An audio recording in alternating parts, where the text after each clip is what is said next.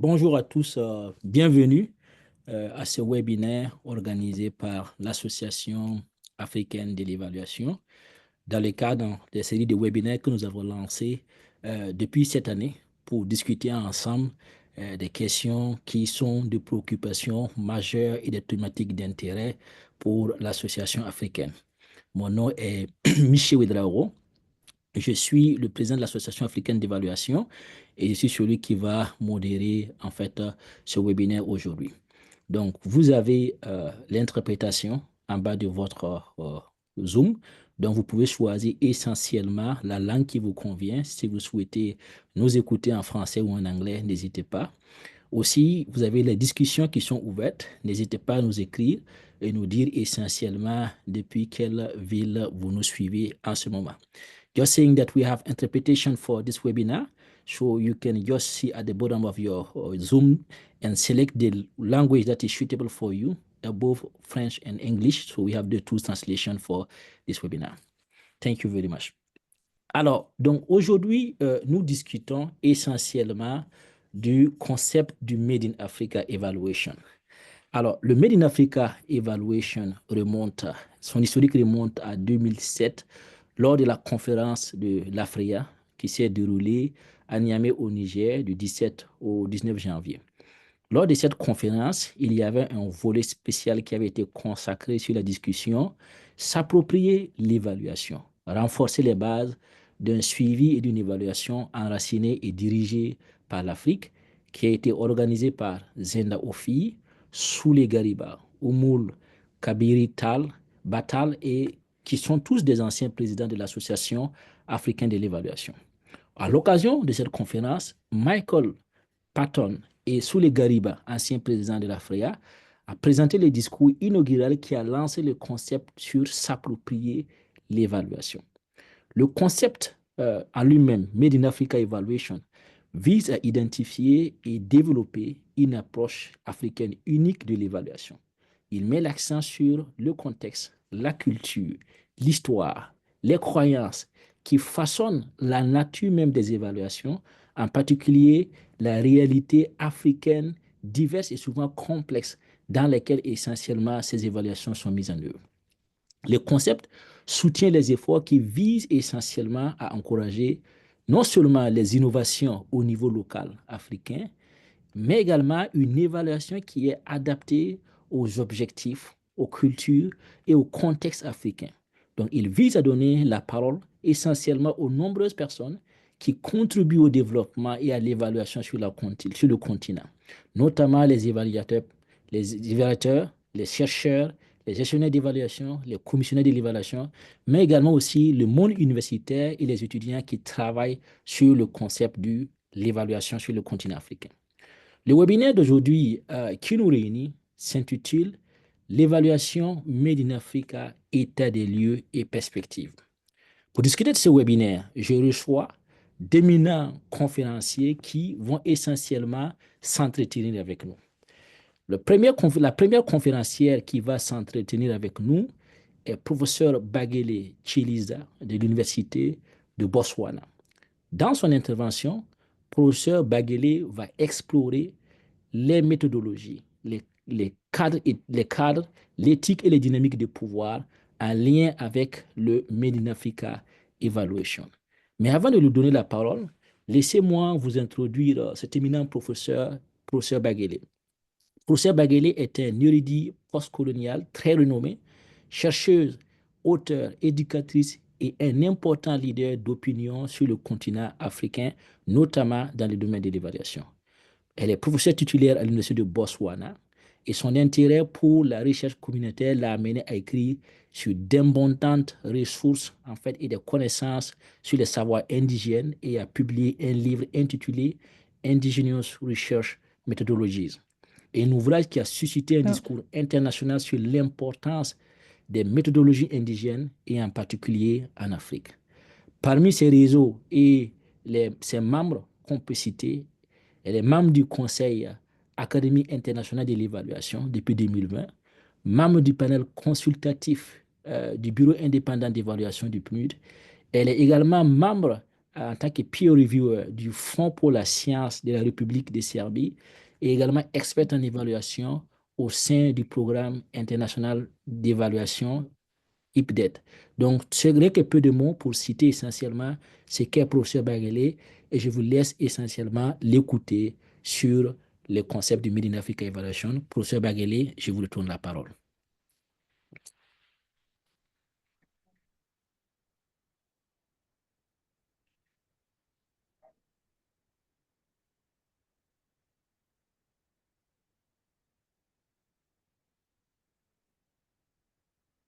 Professor Baguele, the floor is yours. What am I supposed to do? Caleb, can you share the screen?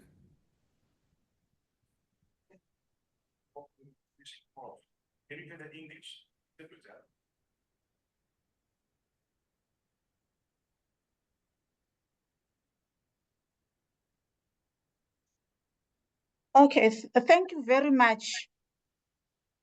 Is there somewhere I press or I should press English or what?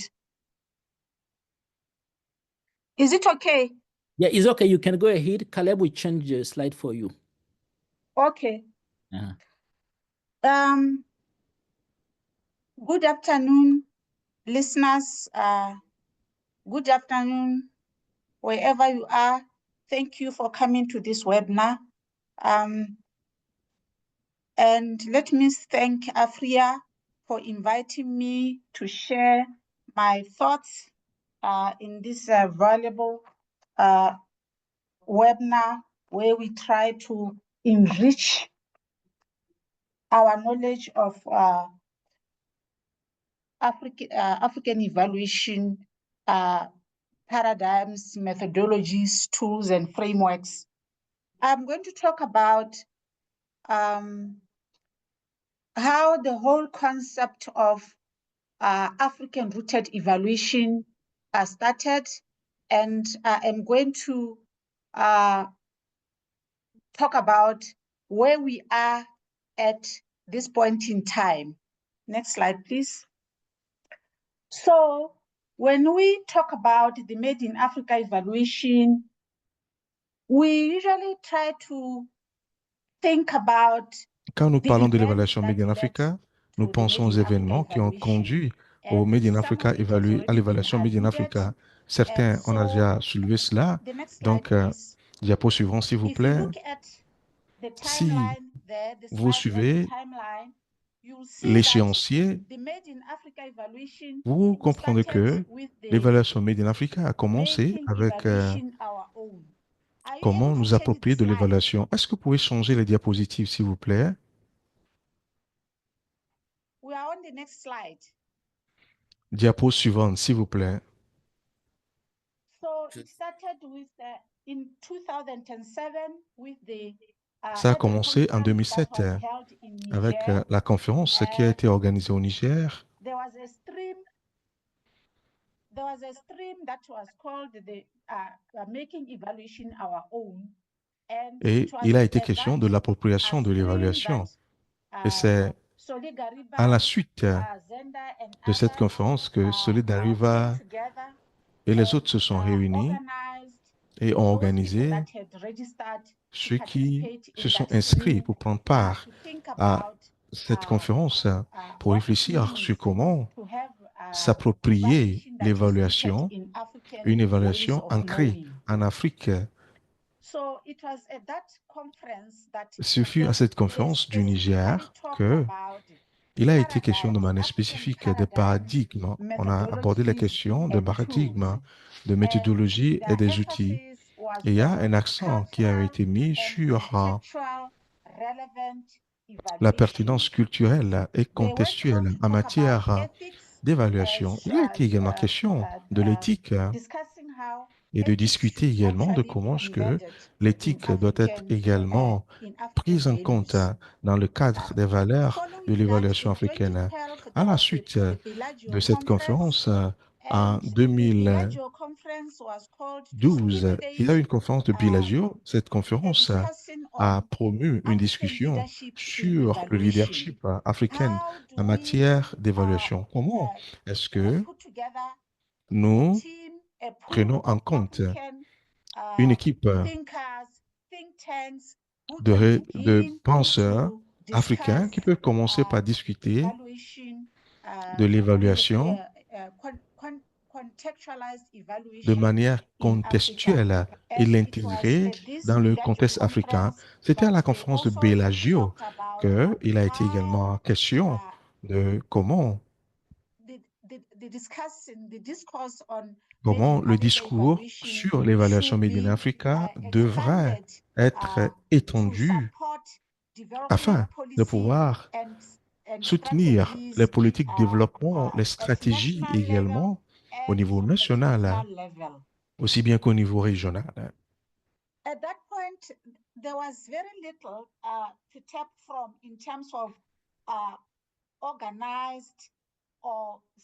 Il y avait très peu de choses en matière de comment nous pourrions, dans le temps, synthétiser l'évaluation Made in Africa. C'est à ce moment que l'AFRIA a proposé d'avoir des documents de synthèse sur l'évaluation Made in Africa. Et ces documents de synthèse avaient pour but de pouvoir réunir la littérature et d'autres littératures qui étaient disponibles afin de résumer ce que nous avions comme connaissances sur les paradigmes et les connaissances que nous avions sur les manières africaines en matière de savoir et quelles sont les connaissances que nous avons en matière de philosophie africaine pour pouvoir nous inspirer en matière d'évaluation en Afrique.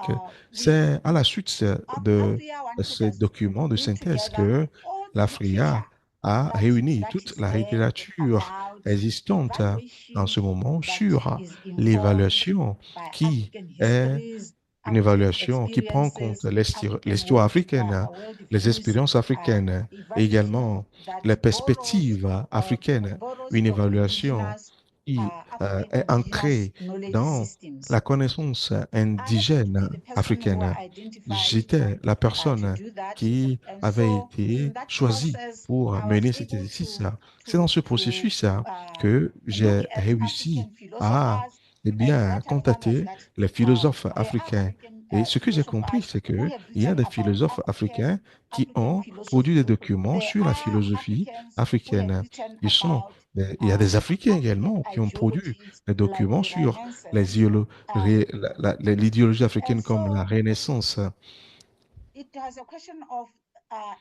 Il était alors question si la manière est-ce que nous tirons parti de la philosophie africaine pour pouvoir nous inspirer dans le cadre de l'évaluation sur le continent africain.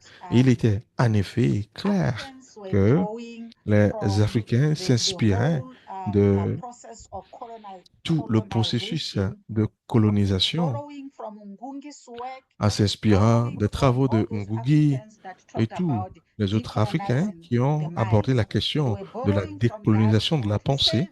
Et ils ont tiré parti de tous ces travaux et ils ont dit qu'il est grand temps que l'évaluation puisse être abordée dans une perspective africaine et qu'il est grand temps que nous puissions nous être fiers de notre culture, être fiers de notre connaissance indigène.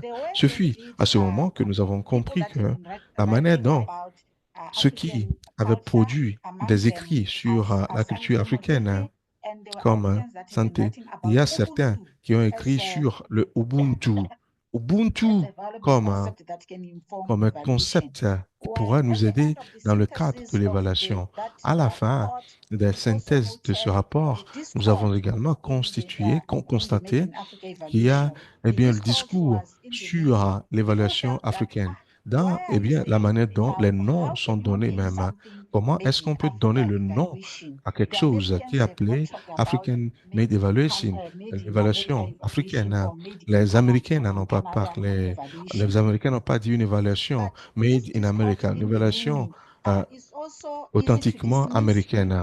Donc, les gens ont dit qu'il était facile de balayer du revers de la main ce concept parce que quand on parle ici eh bien, de l'évaluation Made in Africa, on ne dit pas qu'il y a un outil, un cadre particulier, une philosophie particulière appelée l'évaluation Made in Africa. Mais ce que nous disons ici, c'est que l'évaluation Made in Africa, c'est la fêtière, constitue la fêtière pour plusieurs cadres et des outils qui existent et qui sont basés sur l'expérience, l'histoire et la philosophie des Africains. Ces outils, alors, ces outils, ce sont des outils que nous appellerons d'un nom spécifique que je vais aborder plus tard. Un nom spécifique qui pourrait aborder toutes les dimensions de ceux qui utilisent cet outil. Comme on parle de cadre logique, le cadre logique n'est pas appelé le Made in Africa, Made in America. Non, c'est un cadre logique que nous tous, nous utilisons. Nous disons que si nous parlons de l'évaluation Made in Africa et les outils qui sont disponibles là, ce sont des outils qui pourront être utilisés de manière universelle et non exclusivement sur le continent africain. Nous voulons également dire, par exemple, le Lokota qui est utilisé à l'échelle universelle comme méthode ou un outil qui a pour soubassement de la philosophie Ubuntu qui nous permet de voir comment, entre humains, nous engageons les relations humaines. Et en 2021, nous avons le Eval Partners qui a commandité un rapport. Je dois dire que les leaders africains, les présidents africains étaient nous devons leur accorder le crédit de tout ce que nous avons aujourd'hui comme l'évaluation Made in Africa. Je me rappelle bien, après le rapport de synthèse, le président Sibanda et ce crédit doit aller au président Sibanda à la suite des documents de synthèse sur l'évaluation Made in Africa. Elle a profité de toute opportunité et fait de tout bois pour amener les leaders africains à pouvoir montrer la voie. Faisant partie de l'un des leaders que nous avons identifié à la conférence de Bellagio, il nous a été donné de recommander à Adeline Sibanda pour préparer un rapport sur le paysage de l'évaluation en Afrique en honneur de Solly Gariba. Ce travail a été réalisé et c'était juste la suite du papier de synthèse. Et encore, ce qui a été dit, c'est la mauvaise la mauvaise conception que les gens avaient de le Made in Africa Evaluation. Les gens pensent que c'est exclusivement pour l'Afrique quand on parle de l'évaluation Made in Africa. Les mauvaises conceptions. Je vous dis, pourquoi devons-nous avoir même une évaluation appelée une évaluation Made in Africa? Que la science est la science de manière générale. Comme le cadre logique, c'est un cadre logique qui est universel partout. Mais pourquoi alors vous parlez de l'évaluation Made in Africa? Juste comme le cadre logique est sorti de l'expérience des soldats aux États-Unis, nous croyons que certains des cadres peuvent être fondés sur nos expériences et nos interactions entre Africains et notre environnement. Mais il y a plusieurs concepts. Certains disent qu'on parle de Made in Africa, c'est comme si nous protégeons le cadre. Non, il n'est pas question de protéger. Il est question de voir qu'est-ce qui peut sortir de l'Afrique.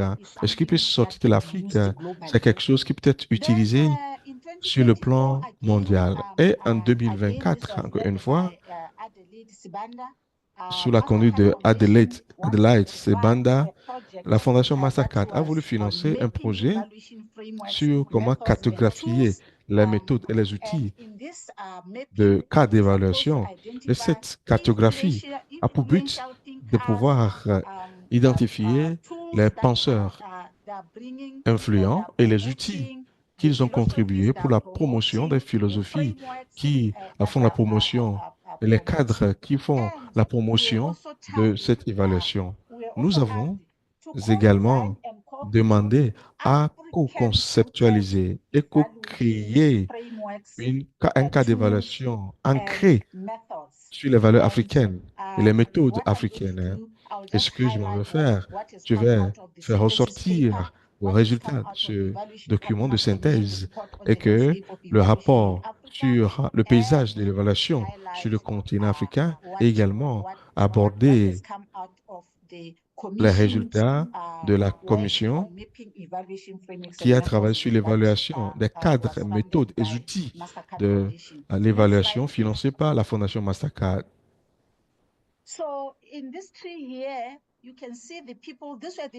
Vous voyez cet arbre, ce sont des personnes qui ont participé à la conférence de Niger en 2007.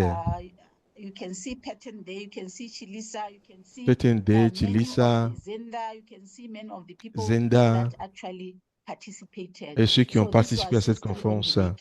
C'est l'histoire qui se construisait ainsi. Quand on parle de l'évaluation Made in Africa, nous voulons nous positionner pour dire que dans le discours de l'évaluation, est-ce qu'il y a de l'espace ou bien une niche qu'on peut créer pour nous-mêmes et être en mesure de pouvoir le dire courageusement, comme les autres le font courageusement, pour en discuter des cadres, des outils et des méthodes qui sont basées sur l'histoire, la philosophie et les expériences africaines. Dans l'évaluation, quand on parle d'évaluation, il est question de l'évaluation comme discipline basée sur les paradigmes de l'évaluation et également les branches de l'évaluation. Quand vous voyez cet arbre, vous voyez qu'il y a bien des branches appelées la méthode et qui composée de positivistes philosophes. Les positivistes, ces philosophes, ce qui sont les penseurs, vous voyez qui sont ces penseurs dans ces philosophies positivistes. Vous voyez également l'utilisation. L'utilisation ici, c'est la branche ou bien le courant de pensée pragmatique qui utilise l'évaluation pour faire ressortir l'importance. L'autre, c'est la méthode. L'évaluation n'est bonne que si elle peut être utilisée. Donc, vous voyez, chacune de ces courants de pensée a un objectif et une orientation. Vous verrez qu'il y a les valeurs, la valeur et la justice sociale également. Donc, les gens ont compris que ces branches peuvent prendre en compte tout ce que nous avons sur le continent africain et que cela prend en compte tout ce qui est unique en matière de contestation de l'évaluation en Afrique. Alors, on se pose la question de savoir, en tant qu'Africains, avec notre philosophie, notre histoire de colonisation, est-ce qu'on peut se positionner autrement? Et c'est ce que nous appelons la branche de conteste. Nous disons que oui, l'utilisation, la méthode, c'est bien, les valeurs, c'est bien, la justice sociale, c'est bien, mais nous disons qu'il y a un élément qui manque dans tout cela. Ce n'est pas, on n'a pas une branche qui met l'accent sur le besoin de contestation dans le contexte dans lequel l'évaluation est réalisée. Diapo suivante. Next slide, please. Yes. So, when we do so, we come up with Ainsi, what we call a Made in Africa evaluation tree. Nous avons une évaluation, l'arbre de l'évaluation Made in Africa. Quand on parle de l'arbre de l'évaluation Made in Africa, ça veut dire quoi? Ça veut dire que ce sont les méthodes, les approches et les outils d'évaluation qui sont basés sur les expériences africaines et l'histoire africaine de la colonisation. Vous verrez que Mbamba et Chapman sont bien en matière d'adaptation et les approches d'évaluation pour que cela puisse répondre au contexte africain. Voilà pourquoi on appelle ça contexte. Il y a d'autres comme Mwanga, Zake, qui ont parlé de l'Ubuntu et comment l'Ubuntu est combiné avec le paradigme afrocentrique pour aider les évaluations qui sont de belles choses sur le continent africain. Et nous voyons d'autres personnes là. Et il y a Soli Gariba. Soli Gariba, c'est qui a changé le paradigme, qui a fait des efforts pour que nous ayons la méthodologie utilisée dans l'histoire africaine et la manière de connaissance en Afrique. Il a fait des efforts pour les élections en Ouganda et cette valeur est une valeur essentielle. Le système de connaissances endogène qui nous aide à comprendre une meilleure évaluation. Alors, on l'a vu là. Si vous lisez bien la littérature, vous verrez que de nos jours, l'évaluation, dans une grande mesure, est influencée par les écrits de ces personnes. Nous savons que ceux qui viennent ne pourront pas être conscients de certains de ces développements sur le continent africain. Mais l'AFRIA est en train de battre un travail excellent pour rendre ces cadres, les outils et les méthodes visibles pour que nous puissions, comme l'association d'évaluation américaine, que nous puissions avoir notre propre éthique. Et permettez-moi de dire que à la suite de ces instances et de tout ce que nous avons, l'AFRIA est en train de viser les concepts sur comment est-ce qu'il a fait l'évaluation basée sur les principes pour refléter la philosophie et l'expérience africaine. Diapo suivante. And so, one of the paradigms, of course, that is now talked about and has become popular is the post-colonial indigenous paradigm. And people will say, but this post-colonial indigenous paradigm, how is it different from Les gens other diront, paradigms? ce paradigme, Well, it's comment est-ce que ce paradigme post-colonial, est-il and différent? therefore, the Le paradigme de main post-colonialité, distinction et c'est it la même from chose qui fait other la distinction paradigms is avec that d'autres it paradigmes, also c'est has que a cela a decolonization intent. And a decolonization l'intention de intent colonisation qui était simply means forte. that Cette we intention de are colonisation forte dont je parle trying to simplement veut decolonize dire que our nous minds faisons des and efforts pour begin to décoloniser nos honor pensées our et knowledge commencer systems par and honorer begin nos to systèmes de see our connaissances. knowledge system Commencer as par voir nos assets systèmes de that connaissances can comme help un us natif in qui peut shaping nous how we aider do à evaluation. façonner la manière dont nous réalisons It l'évaluation. also goes out of its way Il est to également question challenge de deficit and pathological descriptions of our people mettre and au of défi les us, descriptions and pathologiques to et non reconstruct a body of exactes, knowledge que nous that puissions carries hope reconstruire and un organe de promotes savoir transformation qui va and donner social change l'espérance among et également le our changement social historical au sein de disadvantaged and oppressed people, still being oppressed through et ceux qui ont fait l'objet d'oppression knowledge that is just passed to them as if they have to et continue to be s'ils doivent passive continuer objects that receive à léguer knowledge cette from other connaissance. cultures. Next, please. Next slide, please. Diapo suivante. Next slide, please. Yes. Diapo So, suivante. I Ainsi, want to now talk a little bit about what we did. je m'en vais I parler un told tout you petit that peu de ce qu'on we a are fait. Je funded vous ai by dit Mastercard que Foundation. nous sommes financés par Mastercard Foundation, To la do this fondation project, Mastercard, where pour ce we projet. have to map out tools, methods, and frameworks that come out of Africa. Now, we Et came up discuter des outils et des cadres qui peuvent être exportés du continent africain. Il y a 5 outils. Le premier, c'est lié à l'environnement, au lieu, à l'espace et au temps. Et fondamentalement, c'est un cadre qu'il a défini. Et selon ce cadre, lorsque vous menez l'évaluation, vous devez également prendre en compte le contexte de l'évaluation. Et comment vérifier le contexte? Les gens disent, nous vérifions le contexte. Mais maintenant, nous sommes en train de dire de manière spécifique qu'il faut examiner le contexte à partir de 5 perspectives.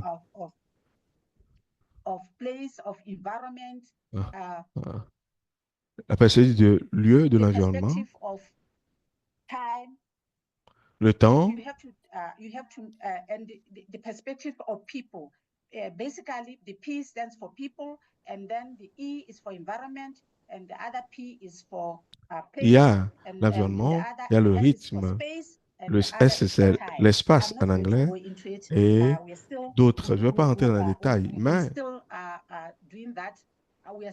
nous le faisons. Nous sommes en train de piloter ces instruments. Nous avons l'autre instrument qui est l'outil d'administration de Malinké. Manaké, nous avons des infrastructures, des outils qui permettent l'utilisation de l'évaluation pour décoloniser les pensées et voir si l'institution africaine, les connaissances constituent un actif. Afin de vous permettre d'écouter ce qui se passe. Et nous avons ce que nous appelons le APO. Nous avons la mobilisation, la participation, l'implication.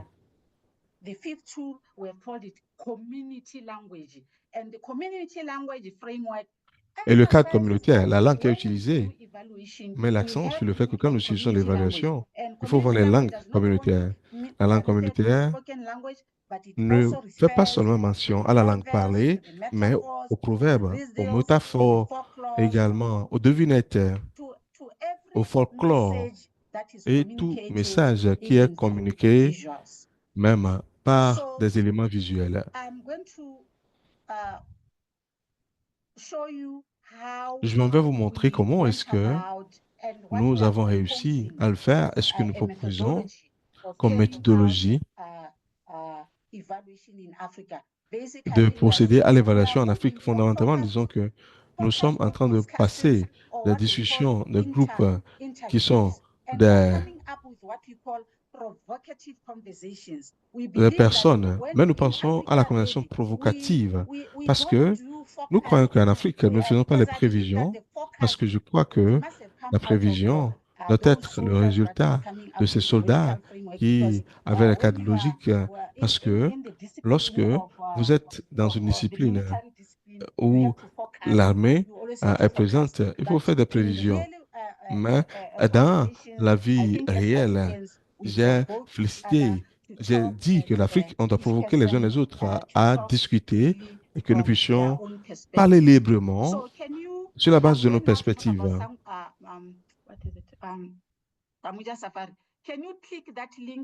Est-ce que vous pouvez cliquer sur le lien? Est-ce que vous pouvez cliquer sur le lien? Oui, cliquez.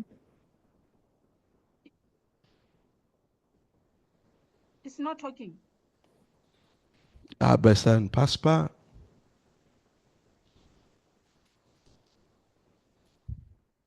I don't think we have the sound, but we just have 2 minutes remaining. On n'a pas le son, mais on n'a que 2 minutes. Il n'y a pas de souci. Le but, c'est de vous expliquer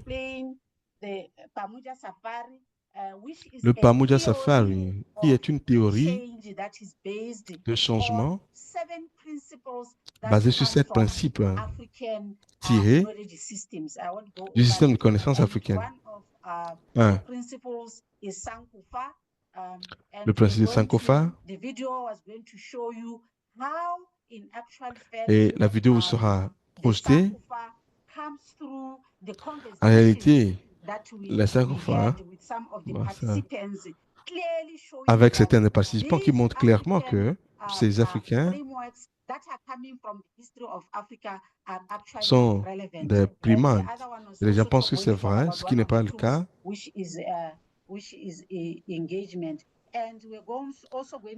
On a également posé la question des fiançailles. On va vous montrer des vidéos qui illustrent comment est-ce que l'évaluation africaine prend trop de temps.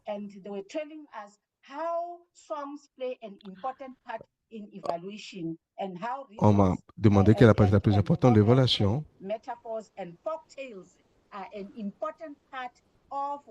Qui sont les parties essentielles. Mais il y a la mise en œuvre des projets qu'ils ont et comment il y a des outils importants dans l'évaluation du succès. Pour eux, le succès, ce n'est pas seulement la société objectif du pays, mais le succès, C'est lorsque vous suivez les valeurs de la communauté. Tu sais, tu m'avais dit merci de l'occasion que j'ai de faire passer ce message à vous. Je vous remercie. Merci beaucoup, professeur Baguele, pour cette intervention, cette présentation très enrichissante qui nous a permis de savoir un peu l'historique, en fait, de Made in Africa Evaluation et d'où est-ce qu'elle vient et comment est-ce que nous pouvons l'approprier en tant qu'Africains pour s'assurer que vraiment nous arrivons à mettre en place en fait une évaluation qui répond à nos contextes, qui prend compte de nos cultures et qui tient également compte éventuellement de nos valeurs. Alors maintenant, nous allons aller vers notre présentation qui va être présentée par Dr. Almas Mazigo, qui va nous présenter comment s'approprier en fait les approches et méthodes d'évaluation du Swahili, intégrer le savoir indigène dans le Made in Africa Evaluation. Alors, Dr. Almas Mazigo est maître de conférence au Collège d'éducation de l'Université de Dar es Salaam en Tanzanie. Il est titulaire d'un doctorat en éthique appliquée, d'une maîtrise en études du développement et d'une licence en philosophie. Dr. Mazigo est le pionnier et le coordinateur du programme de maîtrise en évaluation du développement de l'Université de Dar es Salaam. Le programme, en fait, de maîtrise qu'il a mis en place prépare des universitaires et des professionnels compétents dans le domaine de l'évaluation du développement. Il est également membre du conseil d'administration de l'association tanzanienne d'évaluation TANEA depuis 2019 et il participe activement au programme de recherche sur le Made in Africa Evaluation. Il dirige l'équipe TANEA dans l'exploration des perspectives évaluatives des proverbes swahili et dans le développement d'une approche d'évaluation swahili. Donc, Dr. Mazigo, je vous tourne la parole tout en disant à nos participants que vous pouvez poser vos questions en direct dans le chat et nous allons tenter autant que possible de répondre à ces questions. Merci beaucoup. À vous la parole.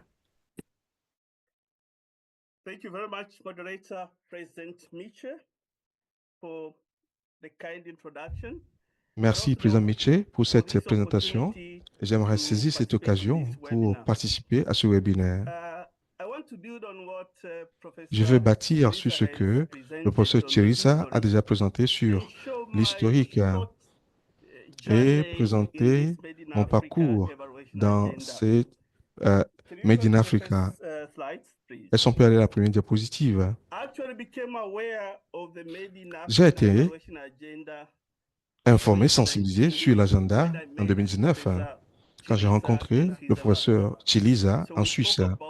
Nous avons discuté de l'évaluation et il m'a présenté, il m'a dit qu'il y a beaucoup de travaux sur le Made in Africa et ceci a permis d'ouvrir mes yeux et depuis ce temps, j'ai commencé par lire sur le Made in Africa Evaluation. Heureusement, en 2020,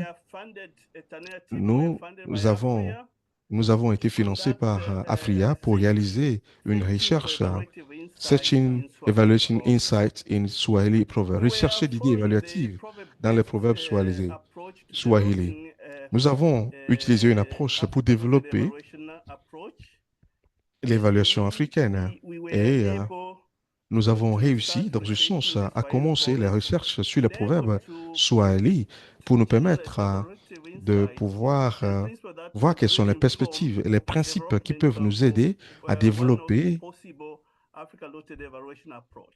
l'approche de l'évaluation africaine. Nous avons passé 3 ans à travailler sur ce projet. Nous avons reçu l'appui de Afria, dirigé par Madame Présidente Lozette. Nous avons beaucoup appris sur le Made in Africa Evaluation. En 2021, nous avons eu l'opportunité de présenter notre résultat à la conférence grâce au financement de l'Alliance pour le partenariat africain et nos partenaires au niveau de Michigan State University. Après la recherche en 2023, nous avons soumis le rapport de recherche qui a été accepté par le conseil d'administration de Afria. Mais nous avons été encouragés à produire un rapport académique sur ces recherches. En 2023, nous avons été généreusement financés par Evaliginos et guidés par le docteur Florence Eta pour rédiger cet article académique. Dans cet article, nous avons pu produire 2 articles qui ont été publiés dans l'African Evaluation Journal en juin 2024. Et je vous invite plus tard à télécharger parce que vous pouvez télécharger gratuitement pour lire sur comment générer l'évaluation et le processus de la mise en place de l'approche de Swahili qui sera l'objet de notre discussion aujourd'hui. Et en février 2025, j'ai eu l'occasion d'écrire un manuscrit sur l'opérationnalisation de l'approche d'évaluation Swahili pour démontrer de manière pratique comment est-ce que on peut aborder la philosophie dans les directives qui sont intégrées dans l'approche pour réaliser l'évaluation. Ce manuscrit doit être publié. Au cours de 6 ans, nous avons beaucoup appris des uns des autres. Plusieurs personnes nous ont soutenus dans ce processus et nous continuons pas à apprendre sur l'évaluation et les outils qui sont utilisés. J'aimerais remercier Afria et tous ceux qui nous ont soutenus dans ce processus. Je vais revenir à l'approche Swahili que nous avons déjà développée, intégrée dans la sagesse et la connaissance. Vous vous rappelez, le professeur Bagele a mis l'accent sur là-dessus. Le système de connaissance et de sagesse. Le peuple indigène de Tanzanie, près de 120 tribus ont développé pendant des années,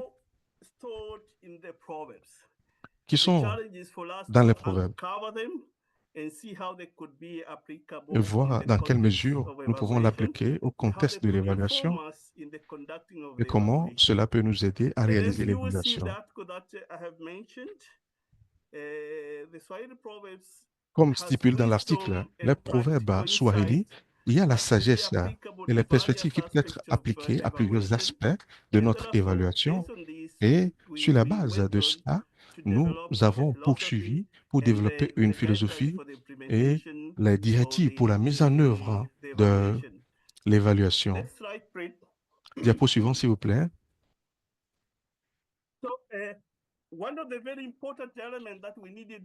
Un élément essentiel que nous devons prendre en compte, c'est la philosophie qui peut nous aider dans notre approche. Parce que la philosophie de l'approche peut nous aider.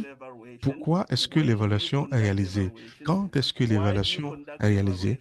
Pourquoi est-ce que l'évaluation est réalisée? Comment? Et qui?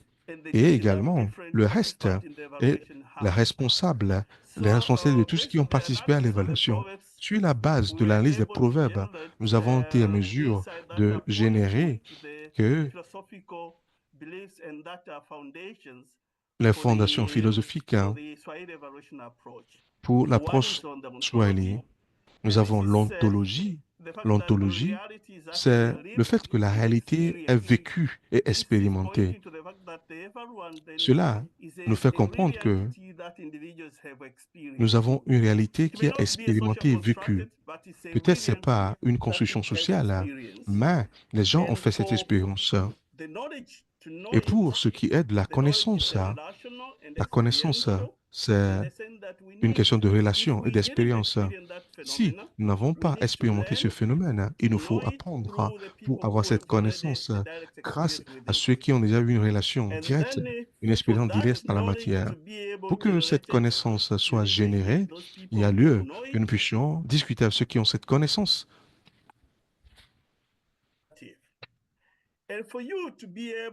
Et pour être en mesure de connaître et juger, il faut également, de manière systématique, faire des enquêtes et découvrir des éléments, comme le professeur l'a dit, et valider la validation de toutes les évidences que vous avez recueillies pour que tous ceux qui vont expérimenter cela puissent en parler des divers aspects de l'évaluation que vous réalisez. Par conséquent, il faut des informations crédibles sur celui qui fait l'évaluation Et cela doit être basé sur une enquête bien générée dans le processus d'apprentissage parce que vous devez corriger et corriger et co-valider eh bien, les évidences. Next slide. And Diapo suivante. a Swahili evaluation approach L'approche d'évolution Swahili, nous avons également la sensibilité éthique de cette approche-là. C'est basé sur les valeurs éthiques de l'honnêteté, de l'intégrité, le respect des connaissances indigènes, la responsabilité. Tout le monde dans le processus d'évaluation est redevable. L'inclusivité, inclure tout le monde et toute personne qui a fait l'expérience de ce phénomène a quelque chose à partager sur un aspect particulier de l'évaluation. Il y a l'aspect de bénéfice mutuel également. Participer à l'évaluation doit être bénéfique à toute personne qui y prend part. Et il y a plusieurs manières de bénéficier, y compris nous avons l'autonomisation et la résolution des problèmes rencontrés par la communauté dans le cadre de cette évaluation. Diapo suivante. L'approche d'évaluation Swahili peut être opérationnalisée.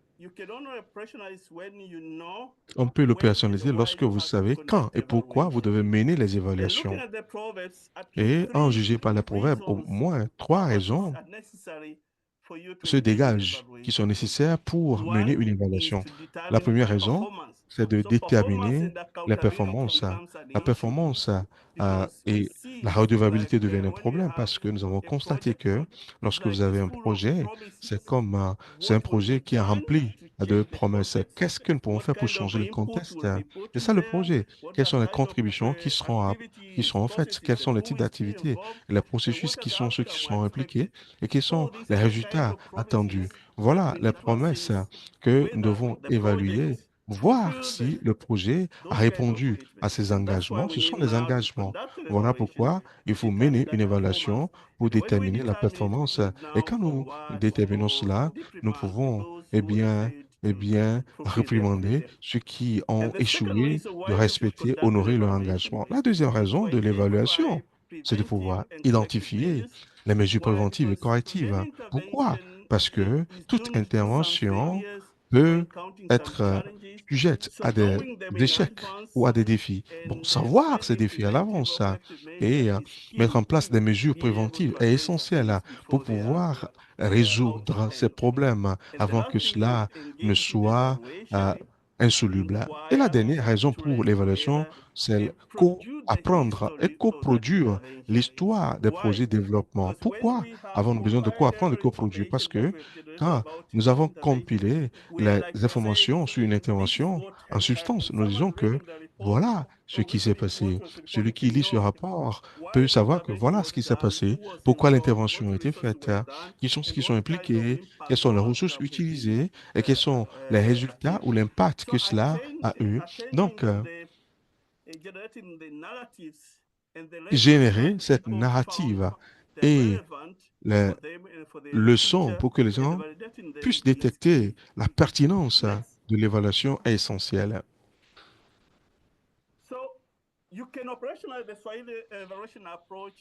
On peut opérationnaliser l'approche d'évaluation Swahili en quelques étapes. L'étape numéro 1, c'est l'identification et la mobilisation des parties prenantes, ceux qui ont une expérience directe à la matière.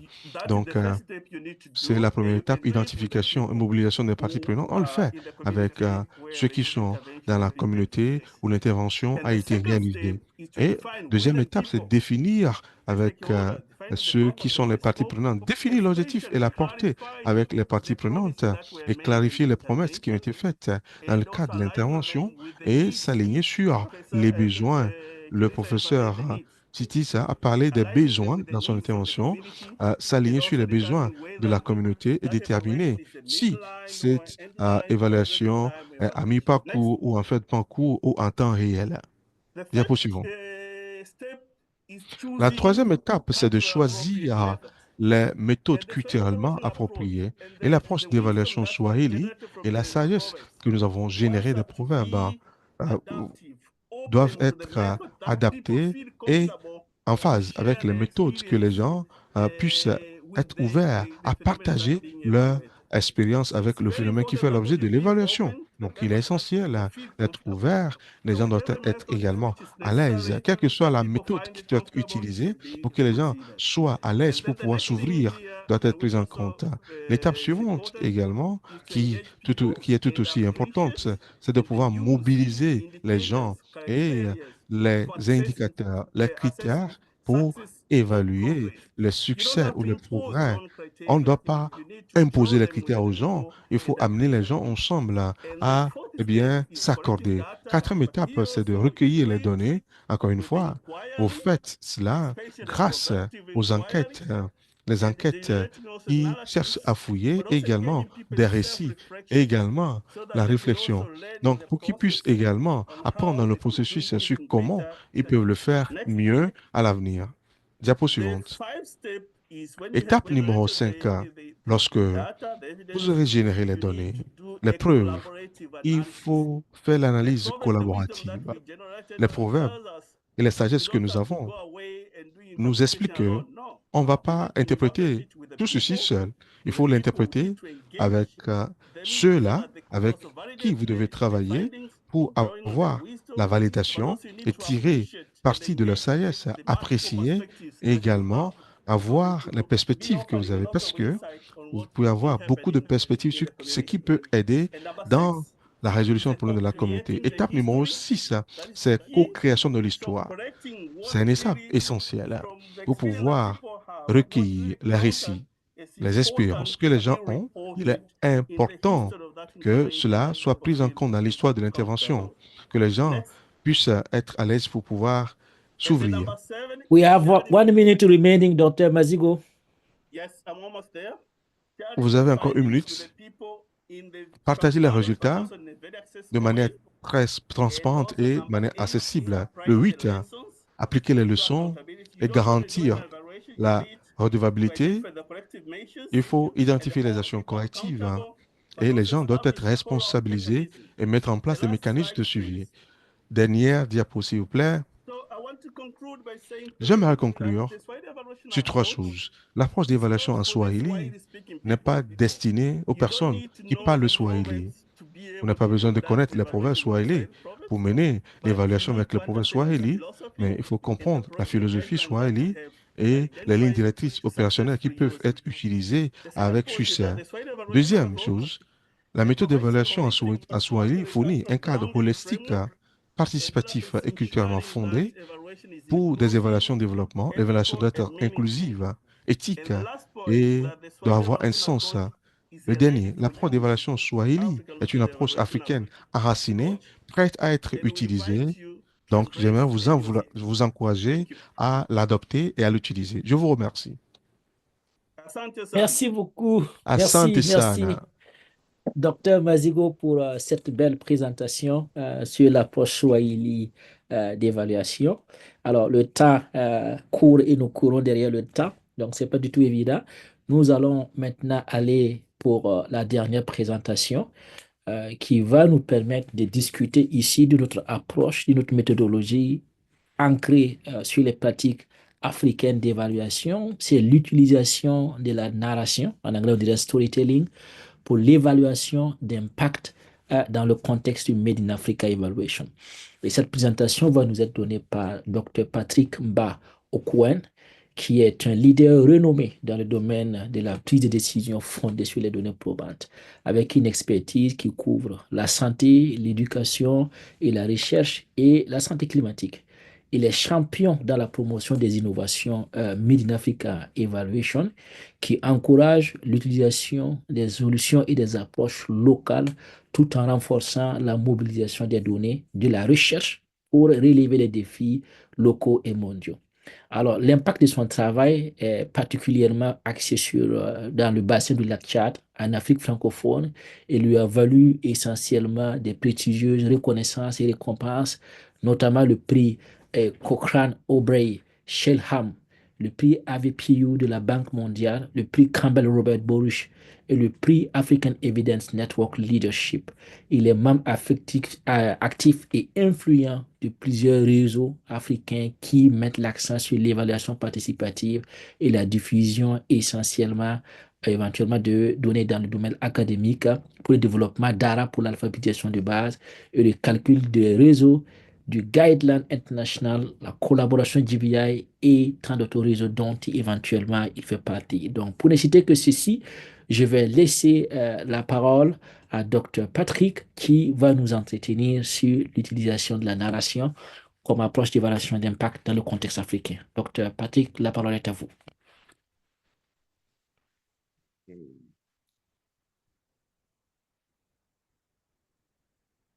Caleb, tu peux partager son écran. Maybe you share my screen.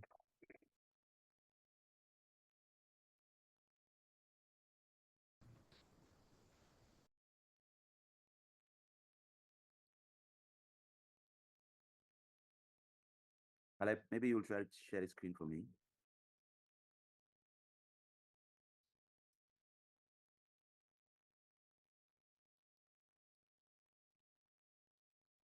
Hello, everyone. Today, I'm going to be talking about Toride, which is a storytelling approach to evaluation.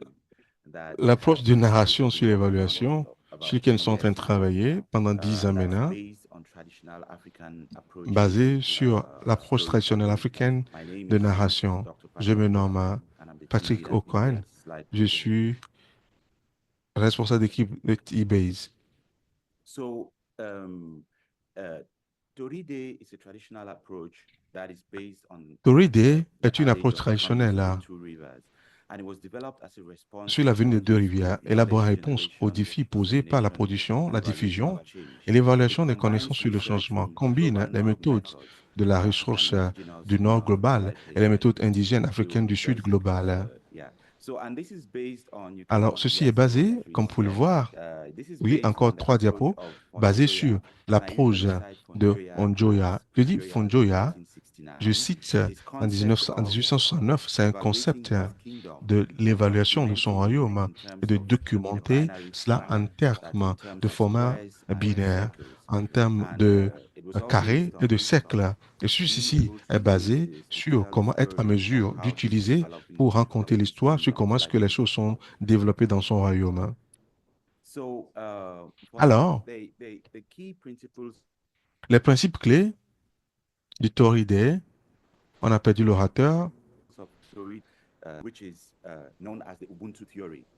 connu sous le nom de Ubuntu, c'est la théorie Ubuntu, c'est connu sur le continent africain. Au Cameroun, on dit qu'une seule main ne peut pas, balayer. C'est dans le proverbe, vous générez la connaissance, la définition de connaissance et l'évaluation du changement en utilisant les histoires.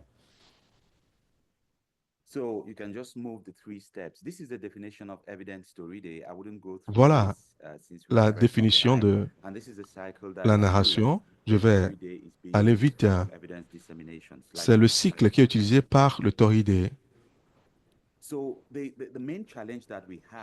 Les défis que nous avons, on se posait la question de savoir comment est-ce que nous pouvons nous assurer que la recherche soit menée par les chercheurs et les parties prenantes. On a compris que dans le cadre de nos recherches en Afrique, on a besoin de travailler avec les communautés, travailler en collaboration avec ces communautés, au lieu d'appliquer les méthodes de recherche apprises à l'école. Nous voulons comprendre comment les expériences vécues des communautés peuvent contribuer à la recherche.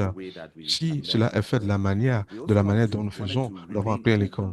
Nous voulons également être ouverts à ce qu'il est l'inconnu. Alors, parce que les méthodes actuelles de recherche que nous utilisons nous ont bloqué la voie. On se pose la question, comment est-ce que les résultats de la recherche soient impliqués et nous voulons voir les principes d'évaluation africaine. On se pose la question de savoir comment est-ce que nous pouvons appliquer ces principes, comment est-ce que nous voyons certains composants de ces principes qui existent déjà. Alors, voilà certaines des réponses sur la base de notre expérience nous avons pu recueillir, que nous pouvons co-créer des sujets de recherche et identifier les gardiens du savoir indigène, comprendre les histoires de la communauté et faire la distinction entre les histoires vraies, les fausses et les alternatives vraies. Parce que Lorsque vous évaluez en utilisant l'histoire, nous voulons nous assurer que l'histoire que vous êtes en train de recueillir sont de vraies histoires ou bien de fausses histoires, des histoires alternatives. Et tous ces éléments nous permettent de savoir ce que c'est l'évaluation. Même si nous avons une fausse histoire, ça ne veut pas dire que cela ne contribue pas à votre évaluation. Donc, il est important de classifier et comprendre comment on peut s'en servir. Nous voulons également nous libérer des résultats de mesures verrouillées par les chercheurs. Vous savez, dans les protocoles, on pourra dire que mon résultat principal, c'est ceci. Mais quand vous venez au niveau de la communauté, il y a des éléments que la communauté pense sont plus importants que ce que vous pensez. Alors, il faut comprendre également les histoires rouges et vertes. C'est ce qu'on disait dans Njoa, dans la publication de 1869.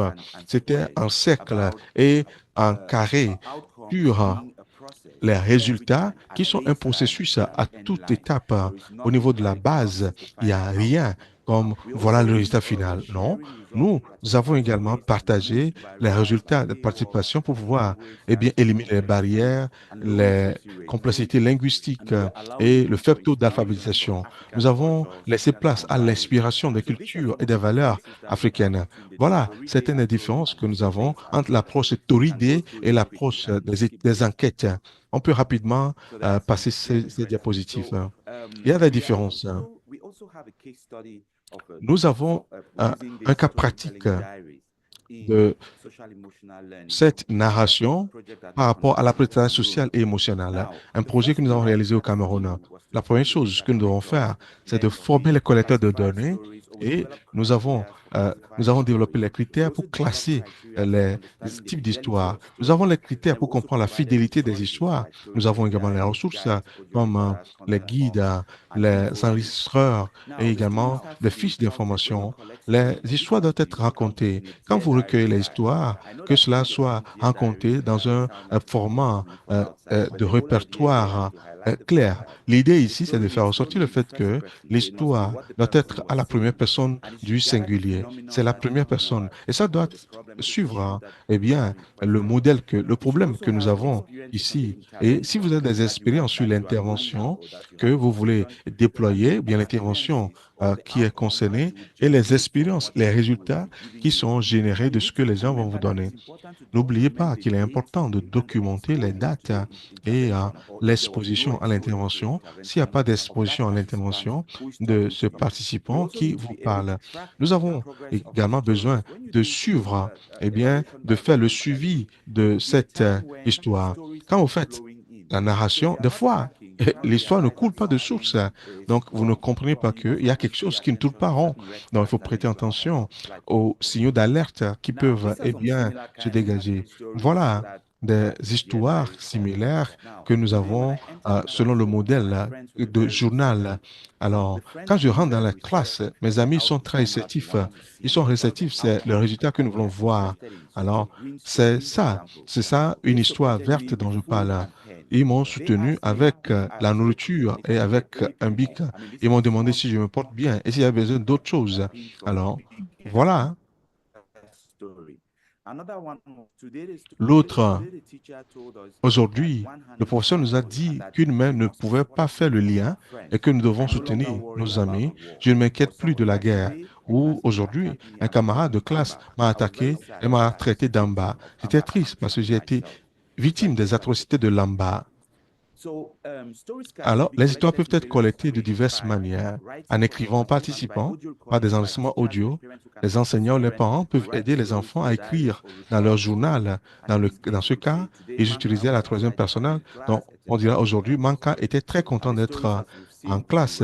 Donc, nous pouvons avoir les histoires rouges qui ne sont pas alignées sur les résultats escomptés, les histoires vertes alignées sur les résultats escomptés, ou les histoires grises, on ne sait pas comment les classer, et la fidélité de l'histoire, ça peut être vrai, alternative, vrai ou faux.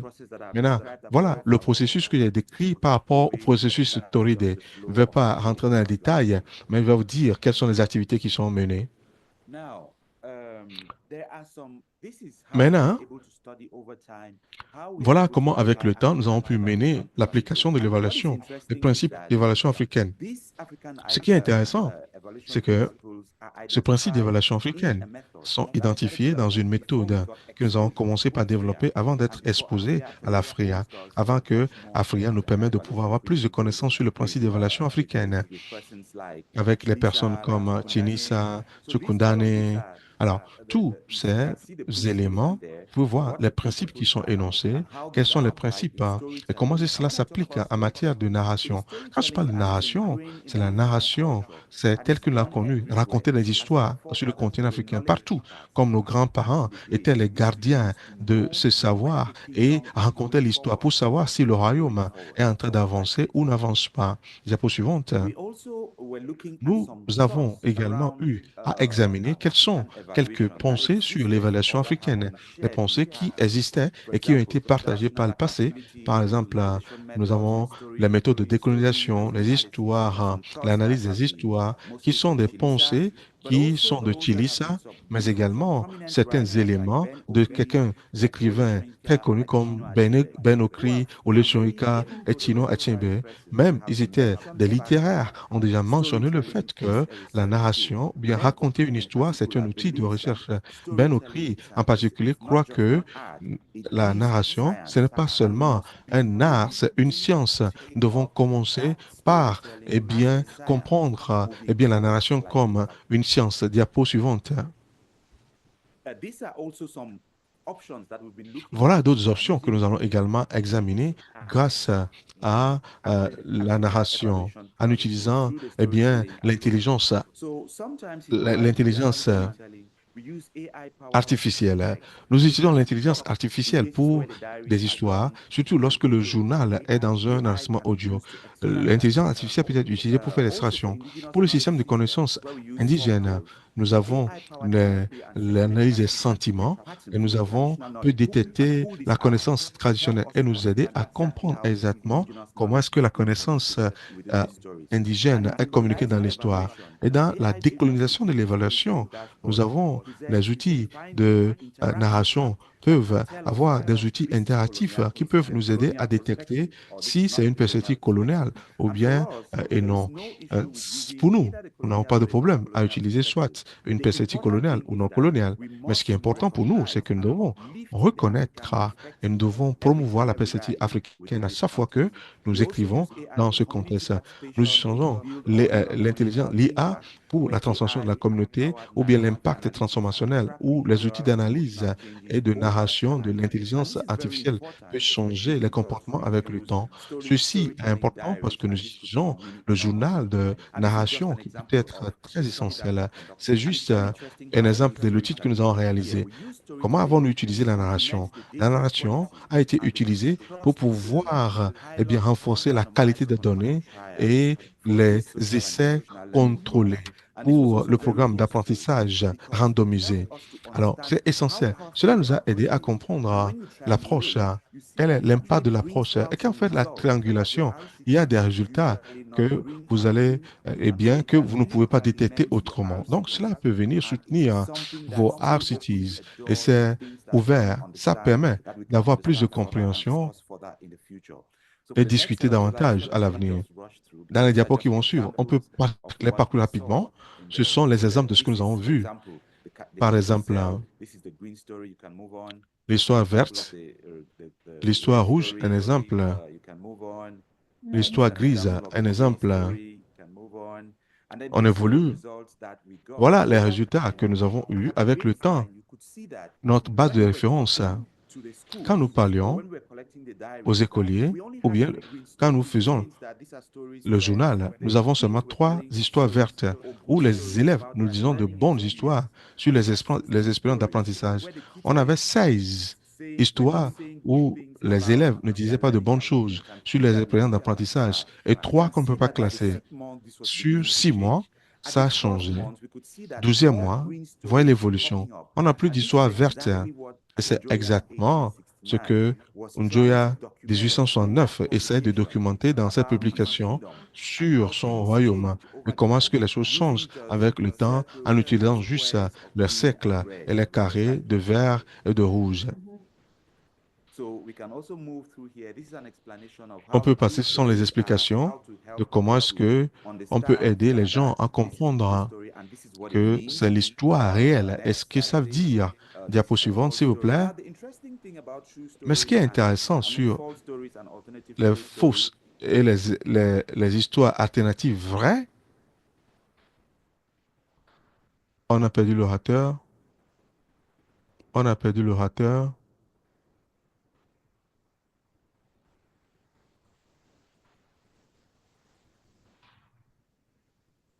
Ah, je crois On a perdu l'orateur.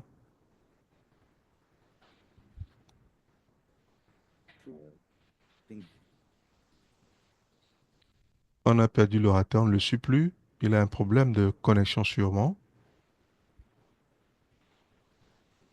que nous avons perdu Dr. Patrick. So we can go to the last slide where we have the it's yes, you can move on. Dernière diapositive, dernière diapositive. This we have discussed. On a déjà abordé ce point. So this is the results that we Voilà were able to pull les out résultats by que nous building avons the pu stories that are obtenir coming from grâce aux the kids. histoires que nous avons recueillies des élèves dans l'objectif de comment est-ce que Ubuntu, pour les 5 doigts de la main, quand nous enseignons aux enfants comment raconter les histoires sur le fait que, eh bien, une seule main ne peut pas balayer, cela conduit au bien-être comportemental des enfants. Comment est-ce que cela peut améliorer leurs notes en mathématiques également? Donc, cela va prendre du temps pour expliquer tout cela, mais vous pouvez voir qu'il y a une contribution significative qui a été faite lorsque les enfants sont tristes en ce qui concerne leur performance en mathématiques, quand ils sont contents par rapport à leur note en mathématiques et comment est-ce que Ubuntu a contribué à cet aspect et a amélioré les expériences d'apprentissage des enfants et les enfants dans les camps déplacés internes dans les 3 régions au Cameroun. Merci de votre attention. Merci beaucoup, Dr. Patrick, pour cette présentation très intéressante qui nous permet essentiellement de voir comment des approches utilisant les récits et la narration plutôt peut être utilisée éventuellement pour combiner à des approches robustes selon le contexte pour éventuellement faire des évaluations d'impact.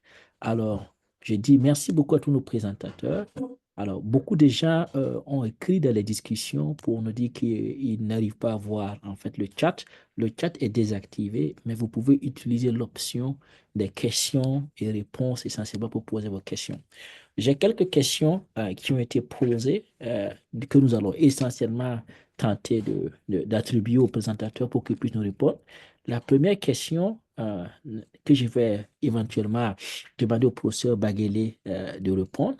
The first question is, the concept of the Made in Africa evaluation is great. Le concept How du Made in Africa does it Evaluation, work c'est bon. with the Comment est-ce que ça development marche project program avec that les are not projets, designed with the développement Made de in projets qui ne Africa sont pas evaluation, conçus Made in avec Africa l'évaluation, philosophy and principle? avec cette Do you philosophie? think there is a need to Pensez-vous complete the que loops by not il just faut having Made in combler Africa les écarts evaluation, but en ayant also Design in Africa, that le Made in project Africa program Evaluation implemented in ou bien Africa? le Design in Africa, c'est les projets qui sont conçus et mis en œuvre sur le continent africain? Say the question again, please. Répétez la Yeah, let question. me repeat the question for you. Je vais The vous question répéter la is that question. how does it Voici la work with the question. development project Comment ça program marche that are avec not les projets de designed développement de programmes with qui ne the sont pas Made in conçus Africa evaluation avec philosophy and principle? la philosophie Do de you think there l'évaluation is a Made need in to Africa? complete the Pensez-vous qu'il y a loops lieu by not just de combler having cet Made in écart Africa en ayant evaluation, non seulement but l'évaluation also Made in Africa, design in mais Africa, so également that project and program l'évaluation implemented in conçue in Africa Africa are ou Design in designed Africa and pour que les evaluate with the Made projets in Africa soient mindset. conçus This et question is évalués for you, avec Professor cette Baguele. mentalité du Made in Africa. Prof. Baguele. Maybe I don't get the question, but I'll attempt. I Je think the vais question me is, lancer. the project may not necessarily have been designed Si le projet using n'est the pas Made in conçu Africa avec evaluation. l'évaluation Made in Africa. C'est ça, l'essence même du Made in Africa Evaluation. Selon cette approche, vous ne pouvez pas un projet qui a été mis en œuvre quelque part, et a réussi quelque part, et transposer cela directement sur le continent africain. Ce qu'il faut faire, voilà pourquoi on parle de contexte et des besoins. Dès le départ, quand on parle de l'évaluation, très souvent, c'est comme si dans l'évaluation, au niveau des besoins intégrés en Afrique avec les projets de développement, nous avons besoin d'avoir l'évaluation en examinant le début du projet. Lorsque le projet est initié, la phase d'initiation du projet, est-ce que cela prend en compte les besoins, les priorités des Africains? Et si le projet est conçu et transposé en Afrique, il faut prendre en compte les spécificités africaines. La raison pour laquelle on dit que cela a réussi parce que très souvent, le projet réussit ailleurs, mais sur le terrain, rien n'a changé. Les projets ne sont pas durables parce que le projet a été mis en œuvre avec des objectifs. Maintenant, on s'en sert avec les méthodes d'évaluation qui ont pour but pour rendre le projet bon, comme si c'est un projet qui est bon,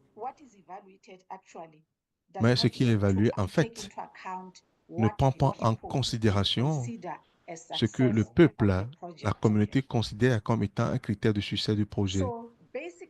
Ainsi, fondamentalement, il est question ici du fait que le projet est là. Est-ce que les objectifs sont atteints? Parce que le projet n'est pas conçu en Afrique, mais le projet est mis en œuvre en Afrique. Donc, il faut penser également quelle sera la meilleure manière d'évaluer ce projet. Et la meilleure manière d'évaluer ce projet, c'est d'utiliser les expériences africaines et les outils africains. Par exemple, la méthode de narration qui vient d'être énoncée, qui est excellente.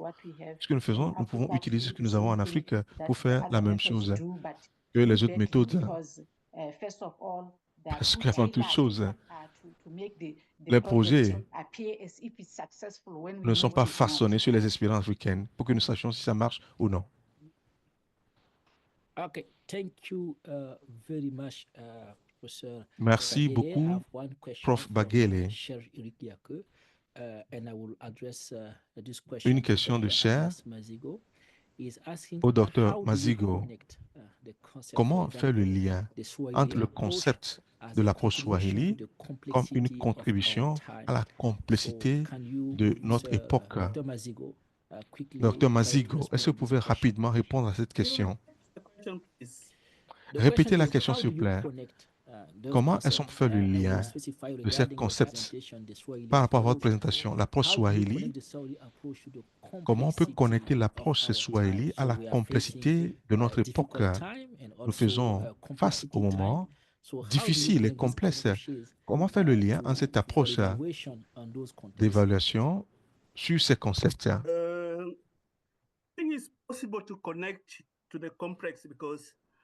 Je crois qu'il est facile de faire le lien parce qu'en fait, l'évaluation, vous êtes déjà dans la complexité au sein de la communauté. Il y a plusieurs dimensions que vous avez couvertes.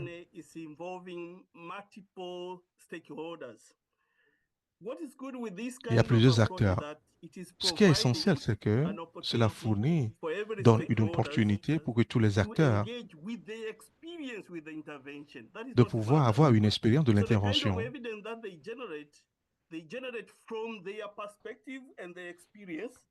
Et c'est de leur perspective, de leur expérience. Mais cela est pris en compte dans nos discussions pour que d'autres personnes également puissent apprendre et valider. C'est ça la complexité. Vous voyez que les preuves passent de l'expérience individuelle à un groupe homogène, validé, à un groupe hétérogène. Et la communauté, les acteurs également, pour voir ce qui marche et ce qui ne marche pas. Cela répond à notre contexte à cause de notre spiritualité. Ceci ne répond pas à notre contexte à cause des valeurs que nous avons. Et ceci est différent. Donc, ce processus générer les preuves d'un groupe homogène, un groupe hétérogène. C'est cette manière qu'on peut aborder la complexité. Merci. Thank you, Dr. Mazigo. Nous avons une autre question qui nous vient de Maouyon Wanyi du Bénin. We have another question. Alors, cette question s'adresse à Dr. Patrick. Vu This que vous question avez is utilisé les storytelling combinés aux méthodes d'impact, d'évaluation, la question est de savoir quel est le plus grand challenge que vous avez rencontré dans tout le processus que vous avez présenté. D'accord, merci beaucoup. En fait, j'aimerais commencer par dire que d'abord, on préfère dire Toride parce que Toride, c'est dans la langue au Cameroun qui dit exactement ce qu'on est en train de faire. Bien que c'est storytelling, mais c'est plus fort quand on appelle ça dans le nom camerounaise ou bien africaine. En fait, le plus grand défi qu'on a rencontré, ce n'est même pas avec les méthodes, c'est avec notre échange avec la recherche mondiale. Donc, quand on est par exemple dans une conférence et on veut parler de storytelling, et quand on parle de Toride, que Toride c'est une méthode africaine et ça se passe comme ça, il y aura toujours quelqu'un qui va dire, il y a deux choses qu'on a en face chaque fois. Première chose, c'est qu'ils vont poser la question, mais ça, ce n'est pas... Ça, c'est la chose comme le focus group discussion, par exemple, ou bien le key informant interviews. Et puis, deuxième chose qu'ils disent, c'est ça, ce n'est pas validé quelque part. Mais ce sont les deux choses qui ne peuvent pas aller ensemble. Si c'est comme focus group discussion ou bien key informant interview, c'est-à-dire que c'est déjà validé. Mais c'est toujours cette pouvoir, cette jeu de pouvoir qui se passe dans le monde entier sur les idées qui viennent de l'Afrique. Donc, ça, c'est notre plus grand défi. Mais heureusement que dès qu'on avait commencé à travailler avec Afria, on avait trouvé, et je voulais partager quand même le lien de notre retreat qu'on avait fait à Limbe au Cameroun avec Deval, qui nous avait permis de travailler un peu plus sur l'idée de Toride, pour utiliser ça, pour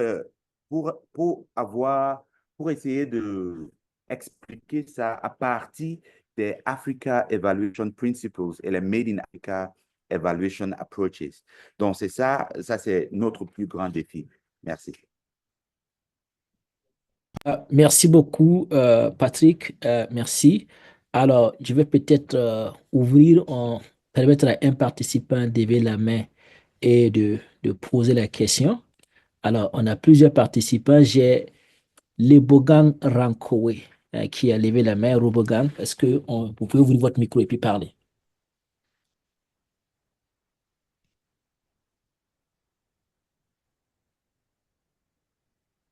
Rankowe, you can open your mic.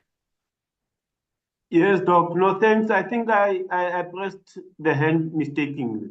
Sorry for that. C'est pas rare que j'ai levé la main. Okay, no problem. So, Damaris, you raise your hand. Damaris, vous avez levé la main? Okay, Malamine Savane, we leave the floor to you. Malamine Savane, you raise your hand, please. You have the floor. Vous pouvez ouvrir votre micro. Une dernière question. Allez-y, Malamine. OK, merci beaucoup. Je ne sais pas si vous m'entendez. On vous entend parfaitement. OK, merci beaucoup. Je remercie les intervenants, disons, de la particularité et de la complémentarité entre les différentes interventions. Alors, quand je suis ce qui se passe, je me retrouve dans l'évaluation participative en termes d'outils, en termes de langue, en termes de culture, de citation, de proverbes. La première question est de savoir, est-ce qu'il y a une grande différence dans ce cas avec Mad African Evaluation et les méthodes participatives qui ont fait, en tout cas, leur développement des années 90 jusqu'aux années 95, qui était vraiment en vogue? Ça, c'est la première question. La deuxième, est-ce que sur les expériences passées, il y a eu une connexion avec l'utilisation des outils, des méthodes classiques? Je vous remercie. Parfait. Merci beaucoup pour cette question. Alors, je ne sais pas parmi les panélistes qui veut prendre cette question. Docteur Patrick, est-ce que vous voulez dire quelque chose par rapport à ça? Oui, en fait, Toride, c'est une méthode participative, mais c'est une méthode participative africaine. Donc, ça, c'est très important de clarifier. Et aussi, comme on avait dit, les méthodes africaines évoluent aussi pour répondre aux nouveaux défis qui sont en face.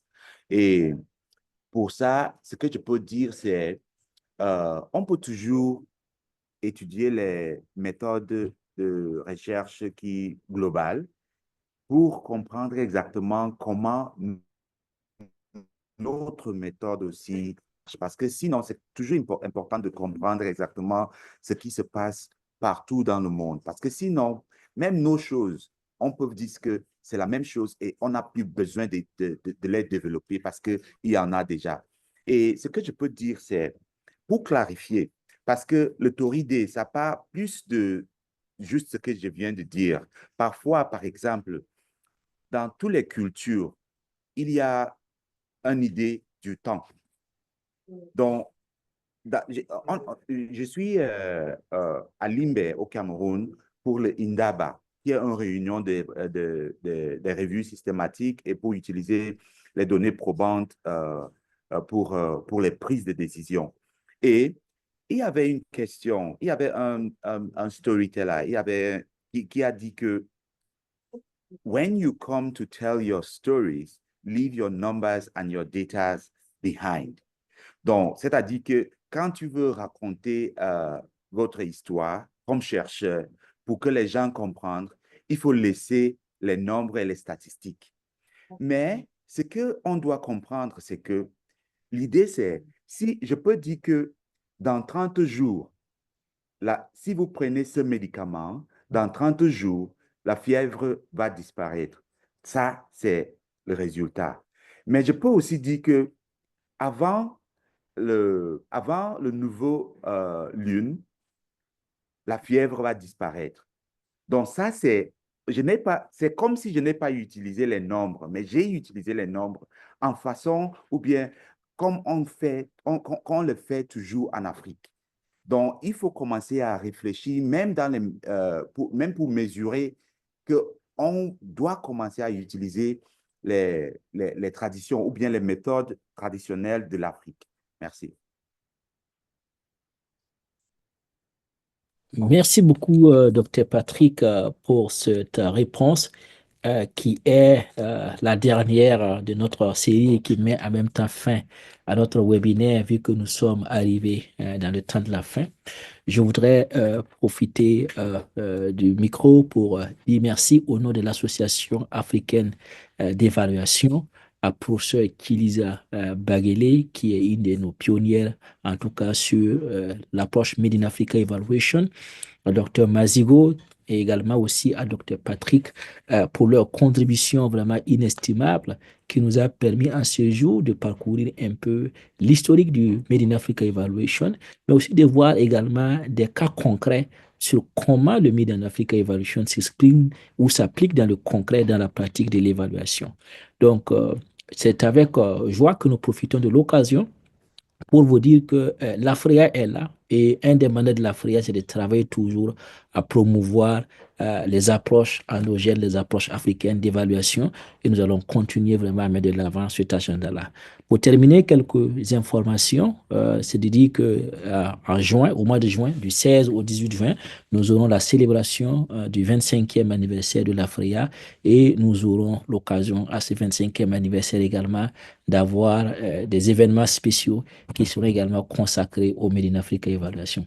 Merci pour votre engagement pour la cause de l'évaluation. Merci pour votre soutien continu et je vous souhaite à tous et à tous un bon après-midi ou une bonne soirée ou bon matin, dépendamment éventuellement de la zone à partir de laquelle vous nous écoutez. Merci à nos présentateurs, merci à toute l'équipe d'interprétation et d'organisation et de la coordination au niveau de l'Afria qui nous a permis de faire de ce webinaire-là une réalité. Bonne suite à vous et à très bientôt.